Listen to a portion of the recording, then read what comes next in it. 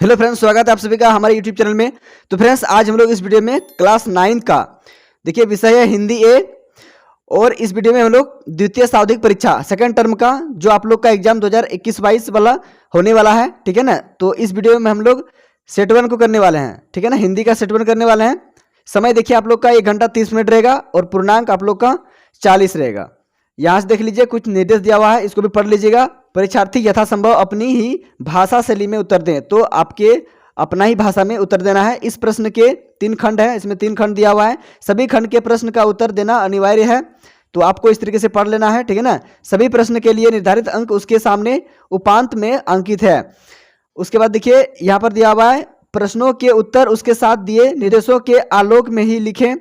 2 अंक के प्रश्नों के उत्तर लगभग 20 शब्दों में, 3 अंक के प्रश्नों के उत्तर लगभग 50 शब्दों में, 5 अंक के प्रश्नों के उत्तर लगभग 100 शब्दों में एवं 6 अंक के प्रश्नों के उत्तर लगभग 150 शब्दों में दें। तो देखिए फ्रेंड्स, यहाँ पर आप लोग का खंड क स्टार्ट हो रहा है अपठित बोध।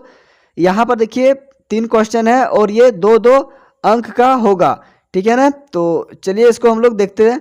यहाँ पर देखिए दिया हुआ है नीचे दिए गए गद्यांश को ध्यानपूर्वक पढ़कर दिए गए प्रश्नों के उत्तर संक्षेप में दीजिए। तो आपको यहाँ पर इस तरीके से ये गद्यांश पढ़ लेना है। मैं यहाँ पर डायरेक्ट इसका आंसर को करता हूँ, ठीक है ना। तो देखिए यहाँ पर आप लोग का पहला क्वेश्चन है, गांधी जी की पत्नी का क्या नाम था। तो फ्रेंड्स, आपको यहाँ से उत्तर लिखना है, गांधी जी की पत्नी का नाम कस्तूरबा था, ठीक है ना। देखिए फ्रेंड्स, अगला क्वेश्चन आप लोग का है, दैनिक जीवन में लोगों को हम कौन कौन से कार्य करते हुए देखते हैं। तो आपको यहाँ से आंसर लिखना है, उत्तर लिखना है, दैनिक जीवन में हम अनेक लोगों से मिलते हैं जो विभिन्न प्रकार के काम करते हैं। सड़क पर ठेला लगाने वाला, दूध वाला, नगर निगम में सफाई कर्मी, कार्यालय कर्मी, स्कूल अध्यापक, हमारे सहकर्मी और कई अन्य लोग। शिक्षा, वेतन, परंपरागत चलन और व्यवसाय के स्तर पर कुछ लोग निम्न स्तर पर कार्य करते हैं तो कुछ उच्च स्तर पर। तो इस तरीके से आपका ये आंसर हो गया, आप इसको नोट कर लीजिए। अगला क्वेश्चन देखेंगे हम लोग 3 नंबर, बाबा आमटे और सुंदरलाल बहुगुणा अपने किन किन कार्यों के लिए जाने जाते हैं। तो इसका आंसर आपको यहाँ से लिखना है। देखिए फ्रेंड्स, बाबा आमटे ने भी समाज द्वारा तिरस्कृत कुष्ठ रोगियों की सेवा में अपना पूर्ण जीवन समर्पित कर दिया। सुंदरलाल बहुगुणा ने अपने प्रसिद्ध चिपको आंदोलन के माध्यम से पेड़ों को संरक्षण प्रदान किया। तो ये हो गया इसका आंसर, आप इसको नोट कर लीजिए। फिर हम लोग बढ़ेंगे अगला क्वेश्चन की ओर। चलिए फ्रेंड्स, आगे देखते हैं।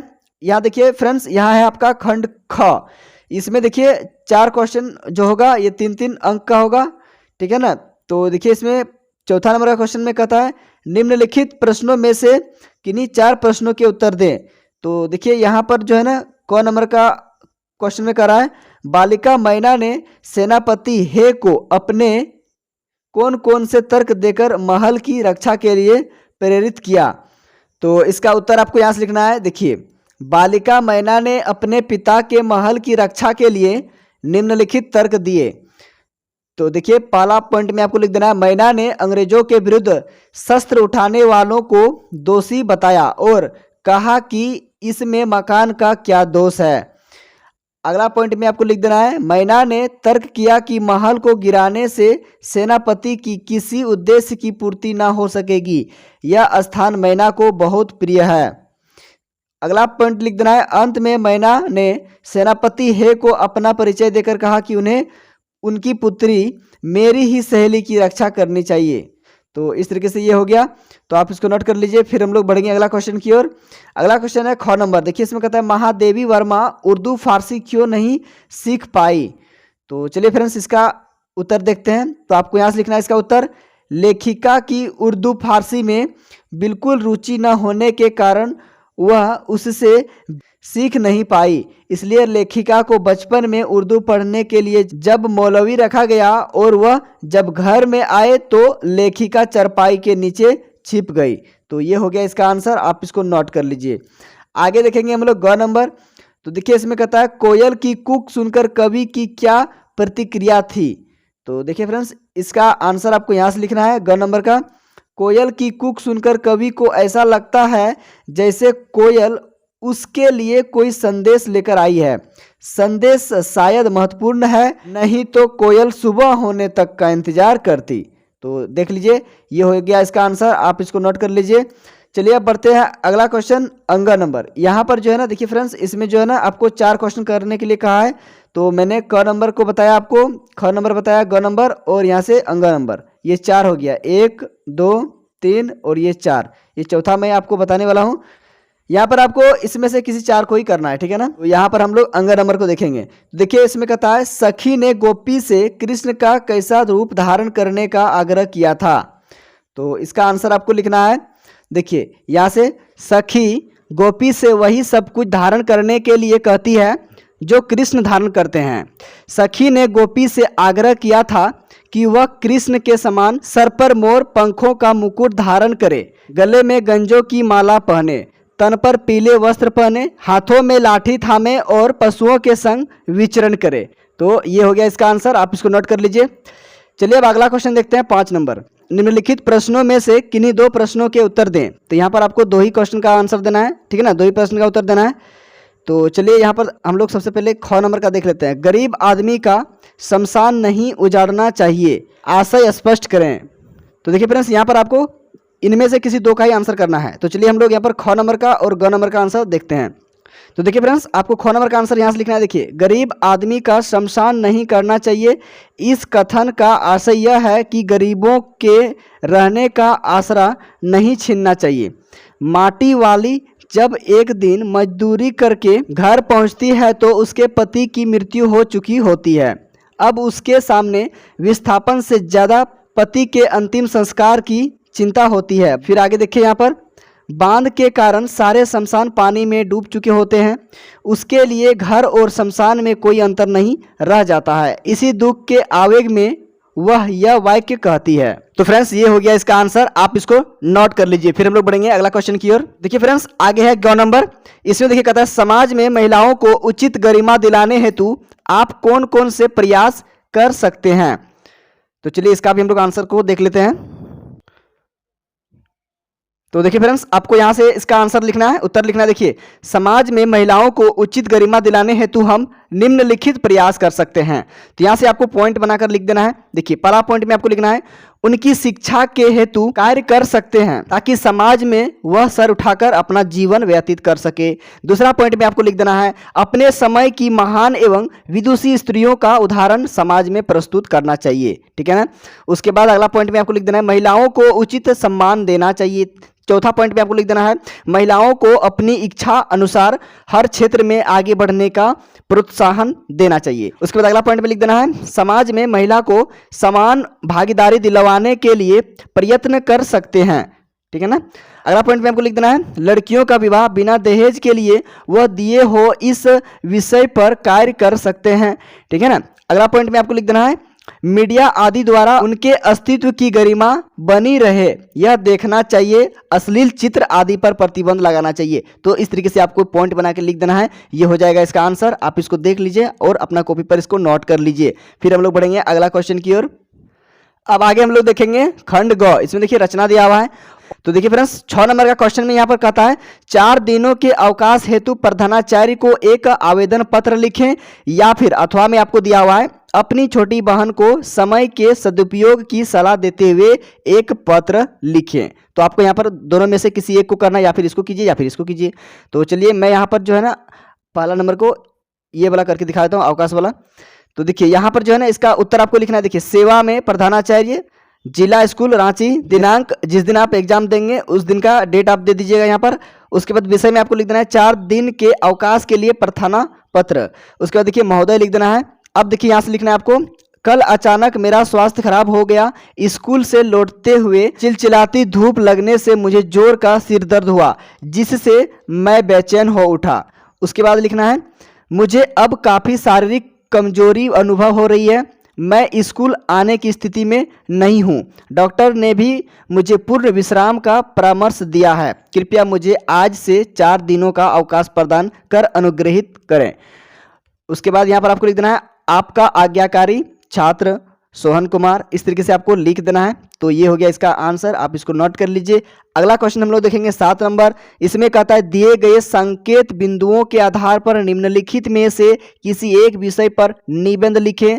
शब्द सीमा 150, मतलब 150 शब्द में ही आपको लिखना है, ठीक है ना। और ये 6 नंबर मिलेगा, इसमें 6 अंक का ये। तो देखिए यहाँ पर जो है ना, देखिए दिया है पर्यावरण प्रदूषण एक गंभीर समस्या, इसके बारे में लिखना है।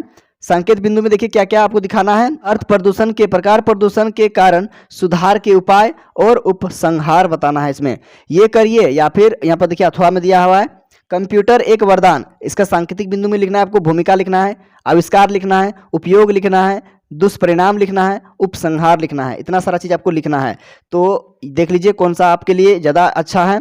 उसके बाद देखिए यहाँ पर जो है ना फिर अथवा में दिया हुआ है स्वच्छता का महत्व, और सांकेतिक बिंदु में आपको दिखाना है भूमिका, अर्थ, लाभ, स्वच्छ न रहने के दुष्परिणाम, उपसंहार। तो इतना सारा चीज आपको बताना है। तो देखिए या फिर इसको कीजिए, या फिर इसको कीजिए, या फिर इसको कीजिए, तीनों में से किसी एक को आपको करना है, ठीक है ना। तो चलिए मैं आपको यहाँ पर पर्यावरण प्रदूषण के बारे में बता देता हूँ। तो देखिए यहाँ पर आपको उत्तर लिखना है। अर्थ सबसे पहले लिखेंगे, पर्यावरण के किसी भी घटक में होने वाले खराब परिवर्तन जिससे जीव जगत पर बुरा प्रभाव पड़ता है, पर्यावरण प्रदूषण कहलाता है। पर्यावरण प्रदूषण में मानव की विकास प्रक्रिया, औद्योगिकरण तथा नगरीकरण आदि का महत्वपूर्ण योगदान है। आगे लिख देना है प्रदूषण के प्रकार। देखिए पर्यावरणीय घटकों के आधार पर पर्यावरण में प्रदूषण को भी मृदा, वायु, जल एवं ध्वनि प्रदूषण आदि में बांटा जाता है।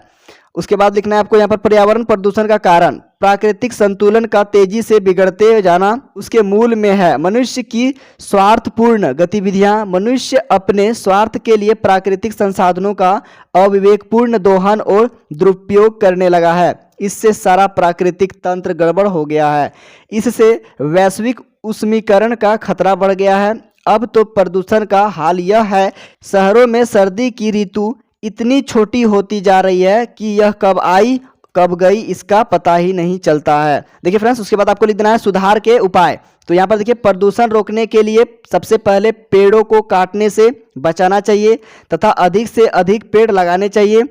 कल कारखानों की चिमनियों को इतना ऊंचा बढ़ाया जाना चाहिए कि इनकी प्रदूषण हवा पर निकल जाए।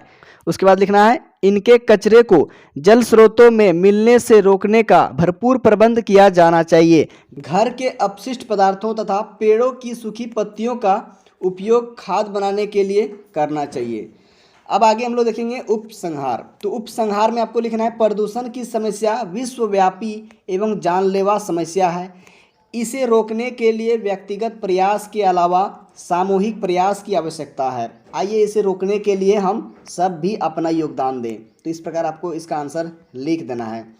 उसके बाद देखिए फ्रेंड्स चलिए आगे देखते हैं 8 नंबर का प्रश्न। देखिए इसमें दिया है विद्यालय में स्वच्छता अभियान को लेकर 2 मित्रों के बीच हुए संवाद को लिखिए।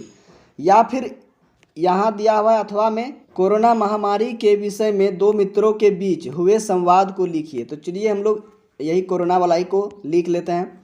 तो देखिए फ्रेंड्स यहाँ पर जो है ना 2 फ्रेंड्स हैं, 2 दोस्त हैं, मोहन और रवि। मोहन कहता है मैं ठीक हूँ, तुम कैसे हो। रवि कहता है ठीक हूँ परंतु आजकल पढ़ाई को लेकर चिंतित हूँ। उसके बाद देखिए फिर मोहन कहता है हाँ दोस्त, इस कोरोना महामारी का हमारी शिक्षा को बहुत प्रभावित किया है। रवि फिर कहता है पढ़ाई के साथ साथ रोजमर्रा की जिंदगी भी प्रभावित है। उसके बाद फिर देखिए मोहन कहता है हाँ दोस्त, कोरोना मरीजों की संख्या बढ़ती ही जा रही है, ऐसे में लॉकडाउन खुलने की उम्मीद नहीं दिख रही है। फिर कहता है रवि ऑनलाइन पढ़ाई तो कर रहे हो ना। तो देखिए मोहन क्या कहता है, मोहन कहता है हाँ परंतु स्कूल में पढ़ने की बात ही कुछ और है। फिर देखिए रवि कहता है हाँ मित्र, ये तुम सही कह रहे हो। मोहन कहता है ईश्वर से प्रार्थना है कि जल्द से जल्द यह महामारी हमारे देश से ख़त्म हो जाए, जिससे आम जिंदगी फिर से पहले जैसी हो जाए। तो इस प्रकार से आपको इसका आंसर लिख देना है। तो फ्रेंड्स इस तरीके से हम लोग क्लास 9 का हिंदी का सेट 1 को देखें, इसका सारा क्वेश्चन का आंसर देखें। उम्मीद करते हैं कि ये वीडियो आपको समझ में आया होगा। तो वीडियो को एक लाइक कर दीजिएगा। चैनल पर पहली बार है चैनल को सब्सक्राइब करके बेल आइकन का भी नोटिफिकेशन ऑन कर लीजिएगा ताकि इससे आगे वाला वीडियो जब भी मैं अपलोड करूँ तो सबसे पहले उस वीडियो का नोटिफिकेशन आप तक पहुंच सके। तो फ्रेंड्स मिलते हैं नेक्स्ट वीडियो में। Thank you for watching my video.